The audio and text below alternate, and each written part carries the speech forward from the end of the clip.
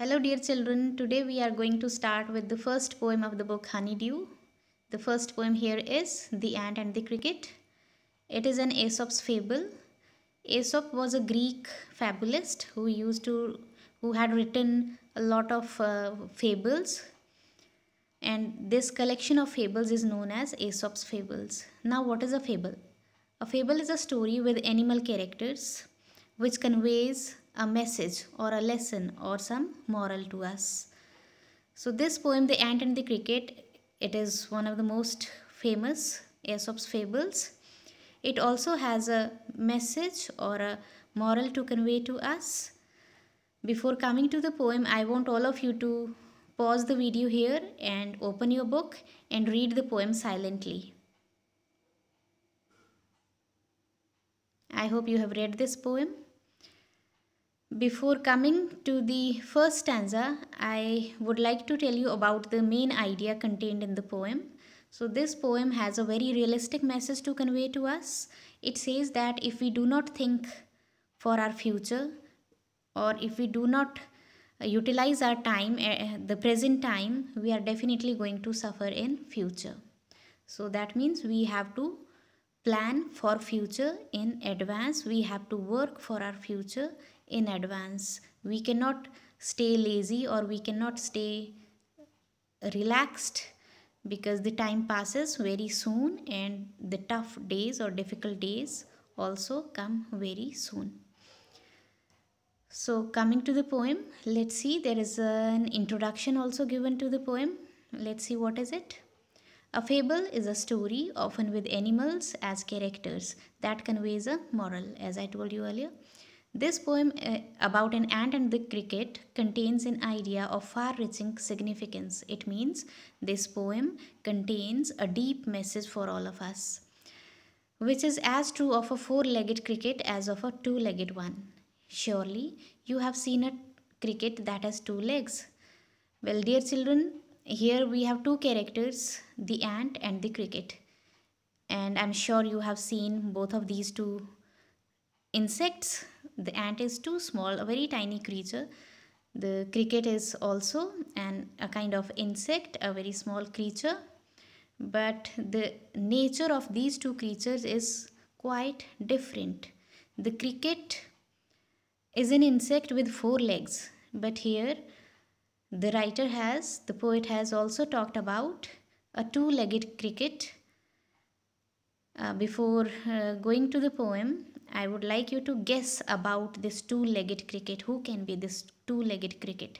Let's read the poem first, then you'll come to know about the actual cricket which has four legs and the two-legged cricket also. Let's see what is there in the poem. A silly young cricket, accustomed to sing through the warm, sunny months of gay summer and spring, began to complain when he found that at home his cupboard was empty and winter was come. So it says once there was a cricket, young cricket, but silly. Silly means stupid. Very stupid kind of cricket was there, accustomed to sing. Accustomed to means used to, habitual of, having a habit of. He used to sing all the time through the warm sunny months of gay summer and spring. Gay means happy. So all through the happy pleasant weather of summer and spring season, this cricket, it used only to sing and sing and sing, doing nothing else. Began to complain when he found that at home his cupboard was empty and winter was come. So suddenly what happened? The season changed. Now the winters had come and he found that his cupboard, his storehouse, it was all empty. He had not stored any food for the winter time. Why? Because all through the summer months or spring season, it kept on singing and singing and singing. That is wasting its time and did not store any food. So now the winter had come and the cricket was empty-handed. It had got nothing to eat. Now it started complaining. Not a crumb to be found on the snow-covered ground, not a flower could he see, not a leaf on a tree. In the winter season, we all know that there is no greenery around, there are no leaves on the trees, no seeds or no fruits on the trees. So, and the earth, the ground was all empty, not a crumb, not a single seed or crumb to eat. Nothing, not a single piece of food was to be found anywhere on the earth. So it was all empty. No flowers, no leaves on the trees. Now what would the cricket eat? There was nothing. Oh, what will become, says the cricket, of me? Now it is worried.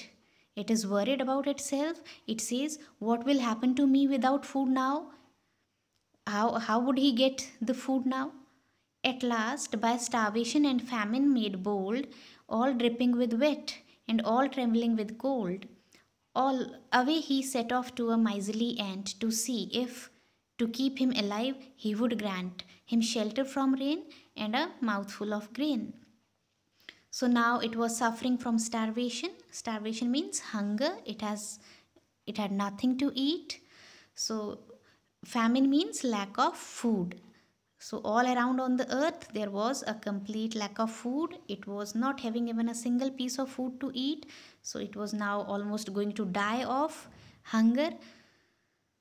And it was raining also, the entire earth. Nature was full of water, rain, and it was also very cold outside. The cricket was now shivering with cold, trembling with cold. It was feeling very cold. So finally it decided to go the ant. But the ant was miserly ant. Miserly means the one who does not share its things with others. So it went to the ant to find out whether to remain alive, whether the ant will grant him or give him something to eat or not. So it went with a request to the ant. It requested the ant for shelter from rain. First of all, it had no house to stay in. It had not built any shelter through the spring season because it had kept singing all through the spring season. Now no shelter to stay away from rain. So it demanded or it asked for the shelter from the ant. And also secondly it asked for a mouthful of grain. It also asked for food. Grain means food. He said he wished only to borrow, he would repay it tomorrow. The cricket said that he wanted to borrow shelter and grain from the ant, and the next day he is going to pay it back, return it. If not, he must die of starvation and sorrow. And he says he begged to the ant that if the ant did not help him, he is surely going to die of hunger and sorrow and pain. Says the ant to the cricket, I am your servant and friend, but we ants never borrow, we ants never lend. But the ant, we had already read that the ant was really a miserly ant. It never liked to share its things with others. It was quite right also. Why? Because the ant had worked very hard all through the summer season and spring season. Why should it lend its things to this lazy cricket now? So what did the ant say? The ant said, I'm your friend, I'm your servant, but we ants, we have a definite rule for our lives, and the rule is that we neither borrow the things, we nor lend the things. We never take the things from others, we never give things to others. So this is what was the answer of the ant.